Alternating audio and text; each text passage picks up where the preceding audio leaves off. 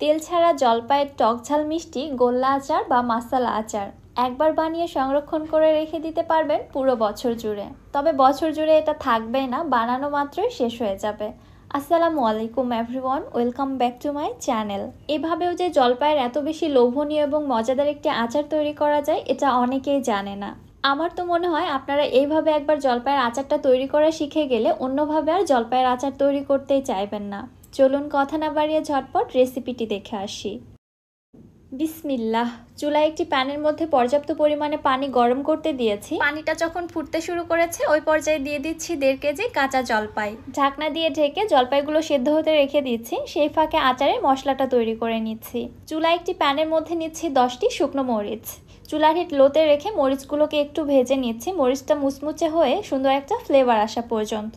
মরিচটা ভাজা হয়ে গেলে দিয়ে দিচ্ছি 2 টেবিল চামচ পাঁচফোড়ন, 1 টেবিল চামচ জিরা, 1 চামচ ধনিয়া এবং 1 চামচ মৌরি।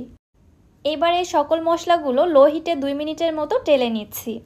এই মশলাগুলোকে ভেজে পুড়ে ফেলানো যাবে না বা একদম কড়া ভেজে নেওয়া যাবে না, জাস্ট সুন্দর একটা ফ্লেভার ছড়িয়ে পড়া পর্যন্ত ভেজে নিব। চুলা থেকে নামিয়ে ঠান্ডা হওয়ার জন্য এক সাইডে রেখে দিচ্ছি। মশলা ভেজে নিতে নিতে এদিকে জলপাইগুলো অলরেডি সেদ্ধ হয়ে গেছে। দেখতেই পাচ্ছেন জলপাইয়ের কালার চেঞ্জ হয়ে এসেছে এবং প্রত্যেকটি জলপাই সেদ্ধ হয়ে কিন্তু ফেটে গিয়েছে। জলপাই ফেটে গেলেই বুঝতে হবে এগুলো সেদ্ধ হয়ে গিয়েছে, তারপরেও আপনারা চেক করে নিতে পারেন। চুলা থেকে নামিয়ে জলপাইগুলো পানি থেকে ঝরিয়ে জলপাইয়ের বীজ থেকে জলপাইগুলোকে আলাদা করে নিচ্ছি। আমি এই আচারের মধ্যে কোনো প্রকার জলপাইয়ের বীজ রাখবো না, সম্পূর্ণ আলাদা করে ফেলে দিব। এজন্য আমি এভাবে আলাদা করে নিচ্ছি। তবে আপনারা চাইলে জলপাইয়ের বীজ সহ জলপাইগুলোকে খুব ভালোভাবে মুথে নিতে পারেন। আর এই কাজটি আমি গরম থাকা অবস্থাতেই করে নিচ্ছি, কারণ জলপাই ঠান্ডা হয়ে যাওয়ার পরে অনেকটাই শক্ত হয়ে যায়, তখন বীজ থেকে জলপাইটা ছাড়াতে অনেক অসুবিধা হয়। তাই যতটা সম্ভব গরম থাকা অবস্থাতে এই কাজটি করে নেওয়ার চেষ্টা করবেন। সবগুলো জলপাই বীজ থেকে আলাদা করে নেওয়ার পরে এই জলপাইগুলোকে এবার আমি ব্লেন্ডারে ব্লেন্ড করে একদম মিহি পেস্ট করে নিব। জলপাইয়ের মধ্যে সামান্য একটু পানি দিয়ে পেস্ট করে নিয়েছি, এছাড়া ব্লেন্ড করতে অসুবিধা হয়। ঠিক এরকমভাবে পেস্ট করে নিয়েছি, দেখতে পাচ্ছেন। এবার এগুলোকে এক সাইডে রেখে দিলাম। এদিকে যে মশলাগুলো আমি ভেজে রেখেছিলাম, ঠান্ডা হয়ে যাওয়ার পরে মশলাগুলোকে আমি ব্লেন্ডারে ব্লেন্ড করে আধো ভাঙা করে নিয়েছি। ব্লেন্ড করে কিন্তু এগুলোকে একবারে গুঁড়ো করে ফেলিনি। মশলাগুলোকেও এক সাইডে রেখে দিচ্ছি। চলে যাচ্ছি চুলাতে।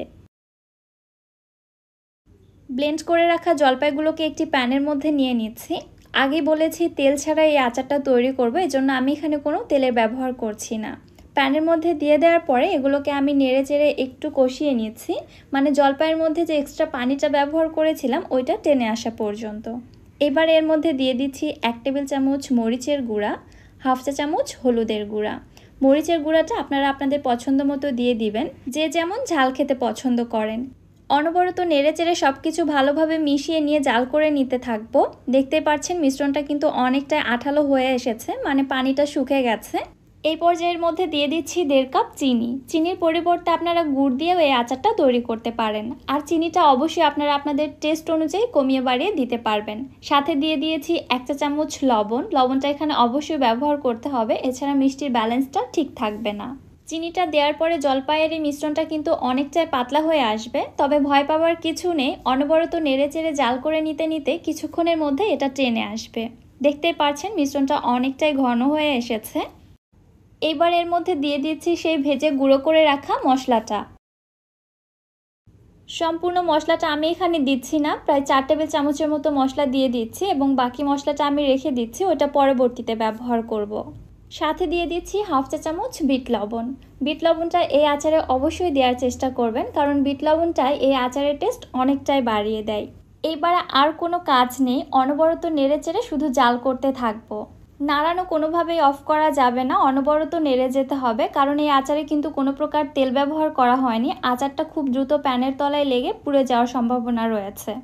প্রায় 10 মিনিট জাল করার পরে আচারের কালারটা ঠিক এরকম হয়েছে, তবে আমি আরও কিছুটা কালার নিয়ে আসবো এবং আচারটাকে আরও বেশি আঠালো করব, এজন্য আরও প্রায় 10 থেকে 15 মিনিটের মতো অনবরত জাল করে নিচ্ছি। দেখতেই পাচ্ছেন এই পর্যায়ে কালারটা কতটা সুন্দর এসেছে এবং আচারটা কিন্তু সম্পূর্ণ প্যানের গা ছেড়ে দিয়েছে। এবং এটাও স্পষ্ট বোঝা যাচ্ছে এই পর্যায়ে যদি আচারগুলোকে গোল গোল বল তৈরি করে নিই তাহলে এগুলো আর ভেঙে যাবে না। সো এই পর্যায়ে আচারগুলোকে চুলা থেকে নামিয়ে নিচ্ছি এবং নামানোর পরে এগুলোকে গোল গোল বলে তৈরি করে নিচ্ছি। হাতে সামান্য একটু তেল মেখে নিলাম, এতে করে আচারের বলগুলো তৈরি করতে সুবিধা হবে, হাতের সাথে আর লেগে আসবে না। আমি মিডিয়াম সাইজে তৈরি করে নিচ্ছি, আপনারা চাইলে এর থেকে আরও ছোট বড় করে তৈরি করে নিতে পারেন। আমার কাছে এই শেপটা একদম পারফেক্ট লেগেছে। কিছুক্ষণ হাতের মধ্যে নিয়ে ঘোরালেই খুবই সহজে আচারের বলগুলো এরকম সফট এবং মসৃণ হবে। এই পর্যায়ে আচারগুলো দেখতে কত বেশি লোভনীয় লাগছে, তাই না? এগুলোকে আরও বেশি লোভনীয় এবং টেস্টি করার জন্য আরেকটি কাজ করব। একটি বাটির মধ্যে নিয়ে নিচ্ছি প্রায় হাফ কাপ চিনি, এর মধ্যে দিয়ে দিচ্ছি সেই আগে থেকে গুঁড়ো করে রাখা মশলাটা। সব কিছু ভালোভাবে একসঙ্গে মিশিয়ে নিচ্ছি। এবারে তৈরি করে রাখা আচারের গোলাগুলো এই মশলা এবং চিনির মিশ্রণের মধ্যে খুব ভালোভাবে কোট করে নিচ্ছি। এইভাবে ঘুরিয়ে ঘুরিয়ে কোটিংটা করে নিব। এখন দেখুন এগুলো কত বেশি লোভনীয় হয়েছে। এগুলো দেখার পর আমার মনে হয় না আপনাদের মুখে পানি আসতে বাকি রয়েছে। আচারগুলো এত বেশি লোভনীয় যে কারো মুখে পানি আসতে বাধ্য। এইভাবে আচারগুলো তৈরি করে শুকনো কোনো জারে ভরে কয়েক মাস পর্যন্ত সংরক্ষণ করে রেখে দিতে পারেন। তবে এই আচারটা আমার বাসায় 1 সপ্তাহের বেশি টিকবে না, এটা শিওর। আর যারা আচার লাভার রয়েছেন, আপনার প্রিয়জনকেও যদি আপনি খুশি করাতে চান, জলপাইয়ের এই আচারটা বানিয়ে দিতে পারেন, সে জাস্ট আপনার উপর ফিদা হয়ে যাবে। আমি জানি অলরেডি আপনাদের মুখে পানি চলে আসছে, সো আমি আর বেশি বকবক করব না। রেসিপি আপনাদের কাছে কেমন লাগলো অবশ্যই আমাকে কমেন্ট করে জানাবেন। আজকের মতো তাহলে এখানেই বিদায় নিয়ে নিচ্ছি। সবাই ভালো থাকবেন, সুস্থ থাকবেন। আল্লাহ হাফেজ।